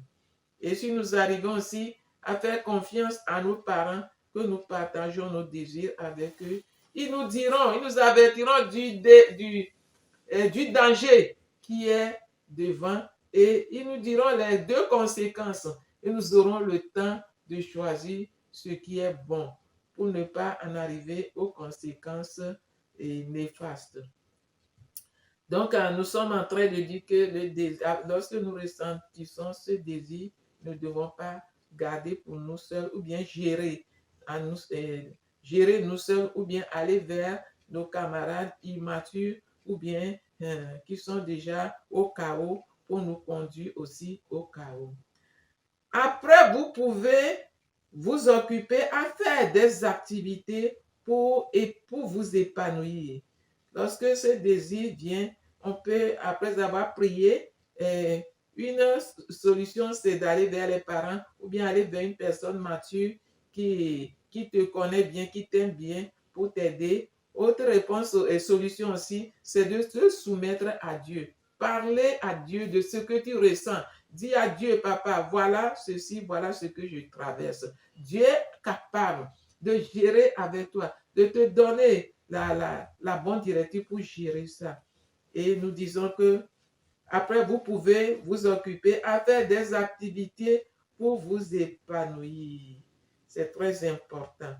Et si tu es seul dans la chambre, tout de suite, tu peux sortir de la chambre pour aller au-devant des autres et changer d'idée. Éviter la masturbation, c'est aussi un péché devant l'Éternel. C'est très important. Nous devons éviter la masturbation. C'est aussi un péché devant l'Éternel. C'est valable pour les filles que les hommes. Une personne en bonne santé, physiquement, moralement, peut de temps à autre être excitée. Ce n'est pas un péché. Ce n'est pas mauvais. C'est le fonctionnement de l'organisme qui est en bonne santé. Mais c'est ce qu'on fait quand cela arrive qui conduit au péché.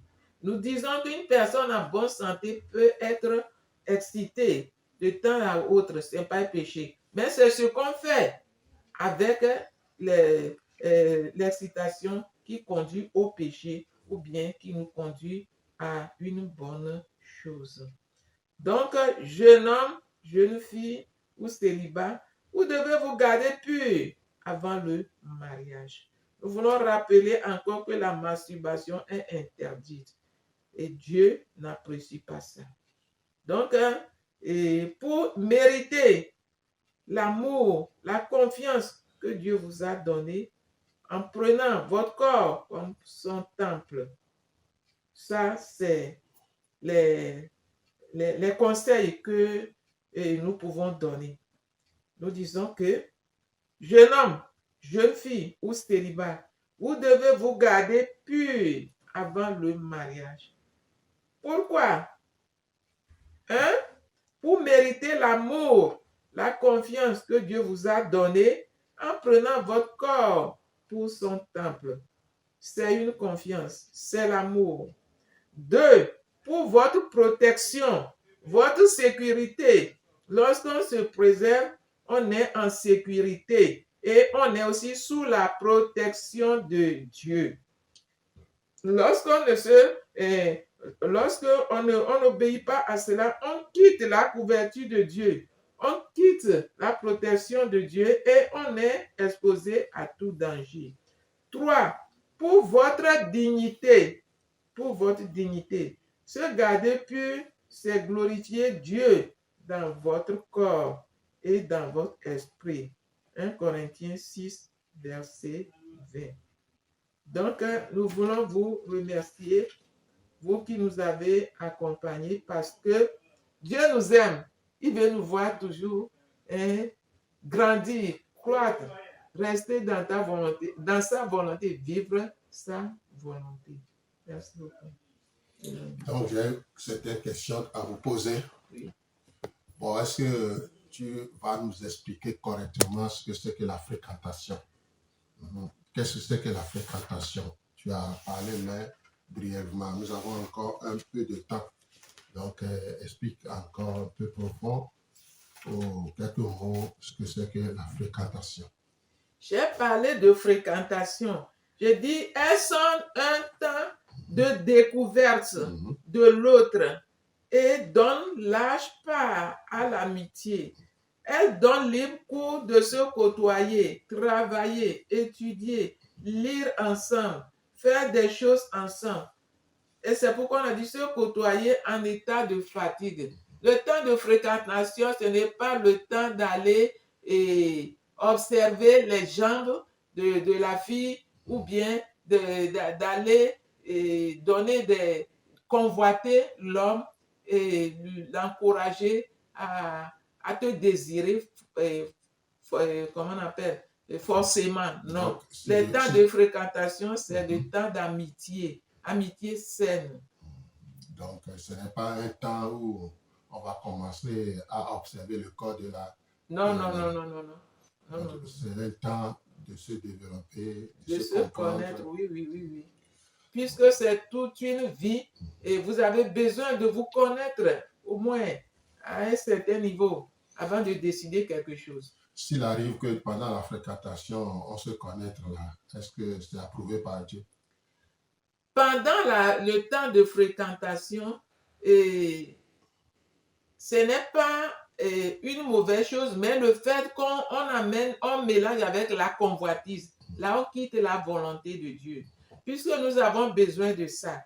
Et c'est vers la fin de fréquentation, de temps de fréquentation, si quelque chose naît à toi, après avoir passé ce temps, tu sais que c'est une personne avec qui tu peux passer le reste du temps de ta vie, tu peux l'aborder dans ce domaine.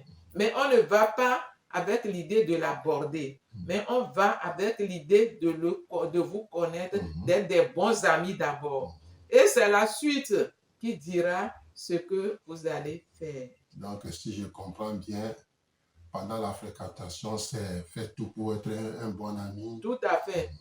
Amitié saine. Oui, c'est ça. Donc, brièvement aussi, concernant la fiançaille ou les fiançailles, là, qu'est-ce qui se passe au juste dans les fiançailles? Oui, le temps de fiançailles, comme nous venons de dire, c'est une préparation pour le mariage. Parce que vous avez besoin de ce temps de fiançailles, ça veut dire que vous avez déjà décidé quelque chose.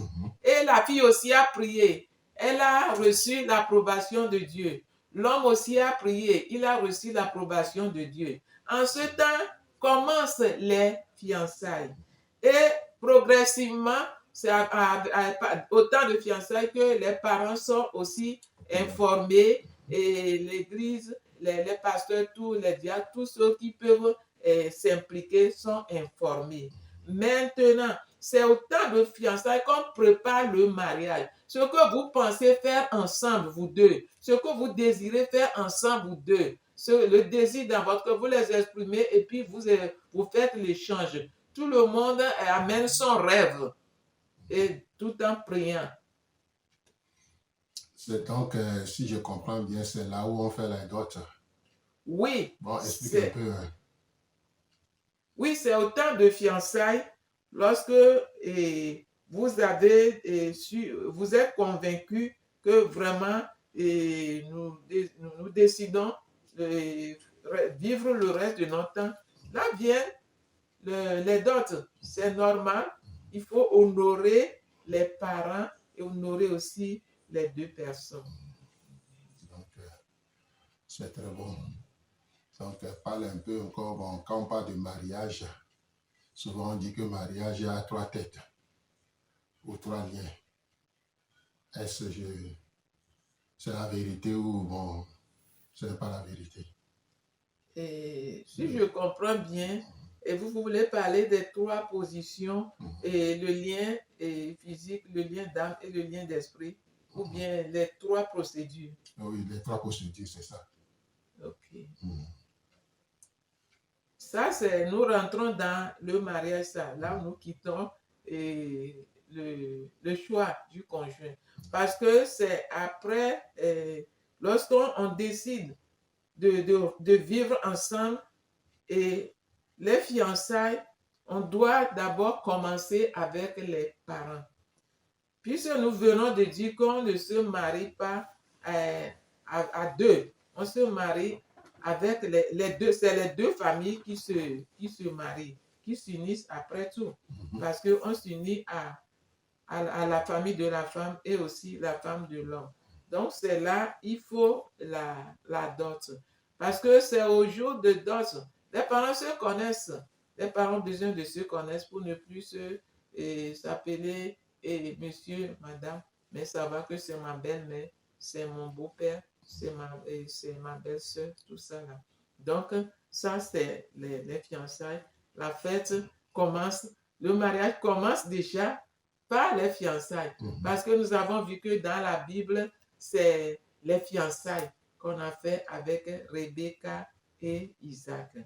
Maintenant, deuxième chose, puisque nous sommes dans un pays, comment on appelle, nous sommes dans un pays avec la loi, le pays entier représenté par les mères doivent aussi approuver notre mariage.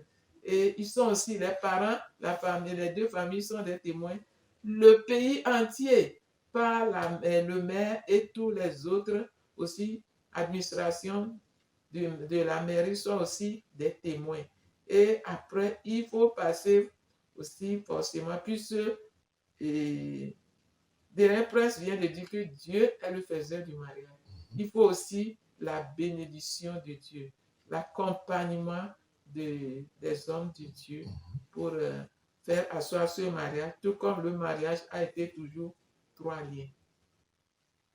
Merci beaucoup. S'il arrive que par hasard, tu n'as pas été marié, mais tu as déjà fait les rapports sexuels de gauche à droite, si la fille n'est plus vierge et que l'homme aussi n'est pas dans cette situation-là, est-ce qu'il peut se marier? Bon, ça c'est une question qu'on doit voir avec Dieu. Quelqu'un qui est déjà dans le monde et c'est après qu'il est venu en Christ, Dieu lui, c'est le moment qu'il est venu en Christ que Dieu commence un nouveau départ avec lui. Dieu ne condamne pas ceux qui reconnaissent leur péché et qui viennent vers lui. Pas de jugement parce que non, Dieu ne juge pas. Jésus a dit qu'il n'est pas venu pour nous condamner, nous juger, ni nous juger, mais il est venu pour faire quoi? Pour nous pardonner et nous chercher et nous ramener à la bergerie. Donc, lorsqu'on est venu à la bergerie, nous devons mettre en pratique les ordonnances de la bergerie. Oh, donc, merci beaucoup. Donc, si tu as quelque chose à dire encore plus dans 2 minutes aux auditeurs, aux auditrices concernant le choix du congé. Merci beaucoup. Nous disons que c'est important de faire un choix, un bon choix, et nous devons le faire avec Dieu. Pour réussir toutes choses, nous devons le faire avec Dieu, mettre Dieu devant. Nous avons dit que nous devons aimer Dieu plus que notre mariage. Et nous devons faire de l'Éternel notre délice. Et Dieu lui-même, il nous donnera ce que notre cœur désire. Et Psaume 34, verset 7. Fais de l'Éternel tes délices et te donnera ce que ton cœur désire. Dieu connaît le meilleur pour toi. Dieu connaît celui avec qui toi tu veux t'attacher aujourd'hui et pour toujours. Dieu le connaît plus que toi. Dieu voit dans son cœur, dans sa pensée. Alors nous devons faire confiance à Dieu. Et nous devons aussi prier d'avance parce que Dieu, il connaît là où la personne se trouve. Il connaît ce qu'elle traverse, ce qu'elle vit. Et Dieu va œuvrer par son esprit au travers de ta prière de confiance. Dieu va guérir là-bas. Dieu va ouvrir les portes là-bas. Dieu va restaurer là-bas. Dieu va intervenir et votre rencontre sera dirigée par lui-même, conduite par lui-même et il sera le centre d'intérêt de votre vie de couple. Bon, pour terminer, il faut... Donc, si vous voulez contacter Madame, vous le contactez en 90 34 31 73. 90 34 31 73. Ce numéro est sur WhatsApp. Si vous avez des questions, d'autres du conjoint, du choix du conjoint, ou la famille, ou le mariage, les fiançailles, tout ça là, elle est prête pour vous accueillir et vous répondre à vos questions. Oui, maintenant. Merci beaucoup. Nous voulons encore vous rappeler que le mariage qui se réussit, c'est le lien du mariage au niveau du corps, au niveau de l'âme et au niveau de l'esprit. C'est très important. Notre Dieu, notre Père, nous te bénissons et te louons. Nous te sommes infiniment reconnaissants parce que tu nous as fait grâce de parler de ta part sur le mariage et le choix du conjoint. Toi qui es le faiseur du mariage, tu as donné des directives. Papa, nous avons donné certains. Nous prions, Esprit Saint, Esprit de Dieu vivant. Toi qui ne finis jamais d'enseigner, d'éclairer. Éclaire, Papa, les personnes qui nous ont accompagnés. Et continue, Papa, par nous enseigner ce qu'ils doivent faire pour rentrer dans ton plan pour le mariage. Et fais de la Seigneur ta bouche afin qu'ils soient aussi des personnes qui vont aider la jeunesse, leurs enfants et tout leur entourage. Merci, Papa, de bénir ce temps ensemble. Merci, Papa, de bénir ceux qui nous ont accompagnés. Merci, Papa, de continuer par te révéler. Papa, que ta présence soit effective dans ce studio. Et qu'à chaque fois, Seigneur, que les gens soient édifiés, encouragés, soient bénis, soient loués, soient magnifiés, Papa, au nom de Jésus-Christ. Amen. Amen. Que Dieu vous bénisse. À la prochaine. Seigneur.